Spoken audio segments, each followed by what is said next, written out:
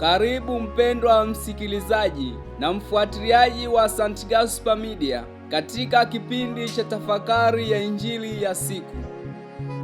Leo Alhamisi, juma la 20, kipindi cha kawaida, mwaka A wa Kanisa.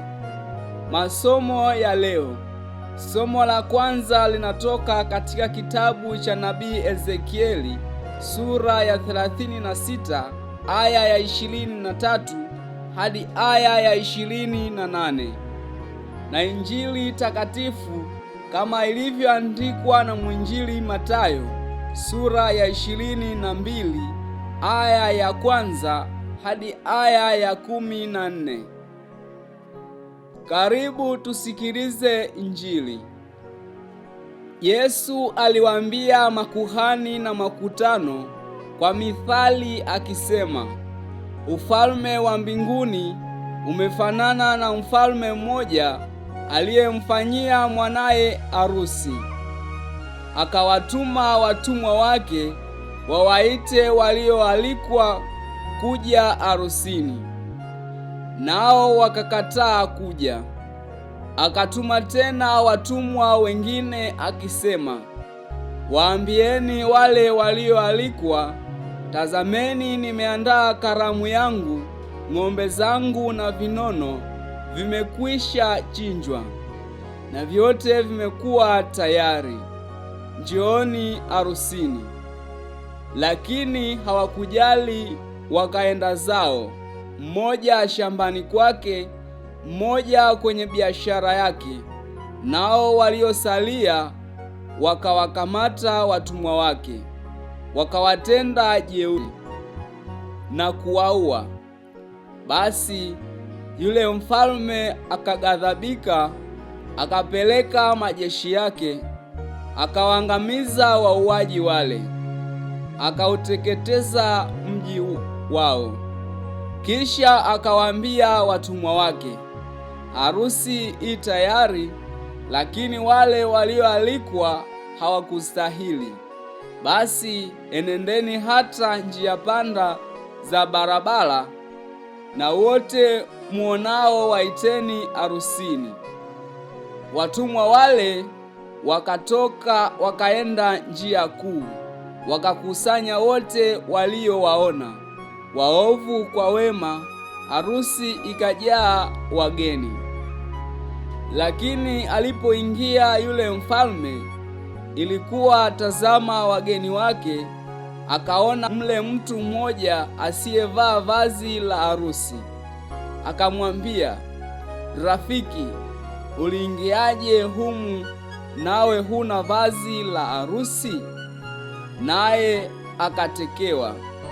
Mfalme akawaambia watumishi, mfungeni mikono na miguu, mchukueni mkamtupe katika giza la nje, ndiko kutakuwako kilio na kusaga meno.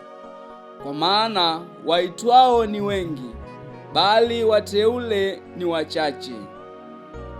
Neno la Bwana.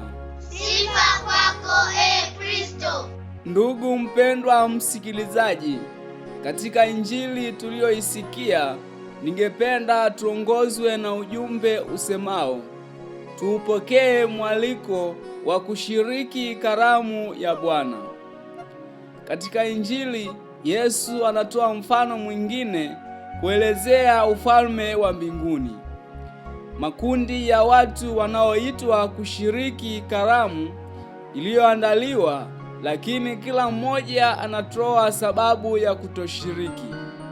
Mwaliko huo mwisho anaita watu wengine ambao hawakuwa wamealikwa harusini. Lakini kati ya hao alionekana mmoja ambaye hakuwa na vazi la harusi. Hivyo anatolewa nje kwa vile hakuwa na vazi la harusi. Mfano aliyoutoa Yesu Kristo unagusa maisha yetu ya kila siku.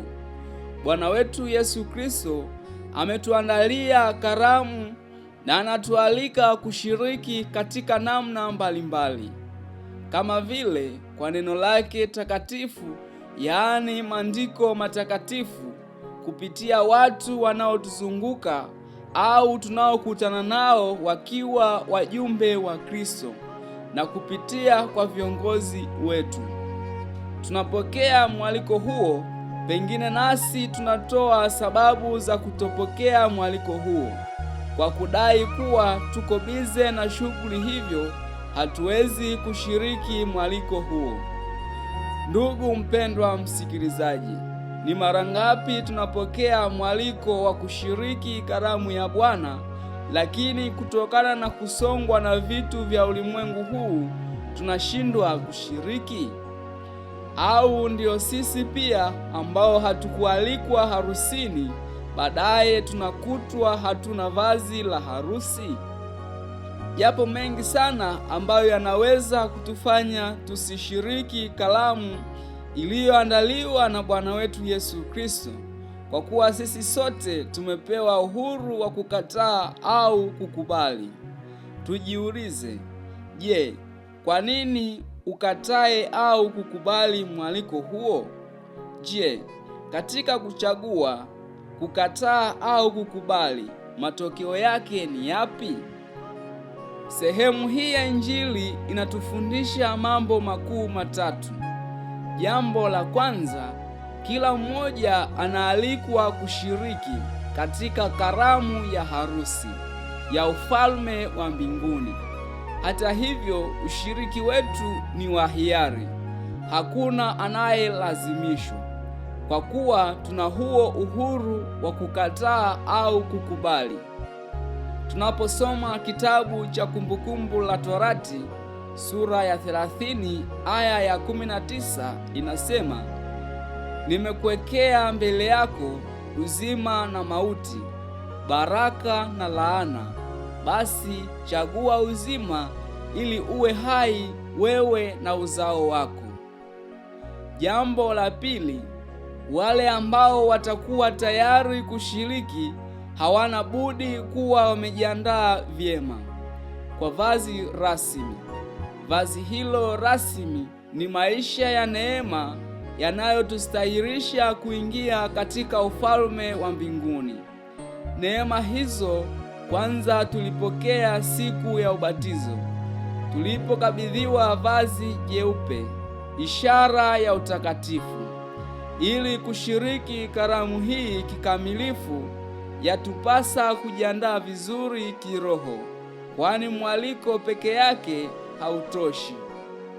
Jambo la tatu, Ekaristi takatifu ndiyo karamu yetu ya leo. Kristo anatualika kila siku kushiriki karamu hii iliyo chemichemi ya uzima ndani mwetu.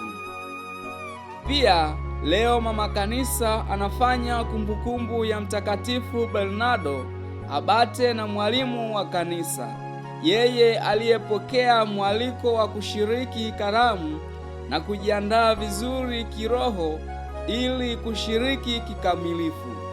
Tumwombe Mungu kupitia kwa Mtakatifu Bernardo atuombee kwa Mungu sisi tulio wasafiri, ili Mungu atujalie neema ya kujiandaa vyema kushiriki mafumbo matakatifu.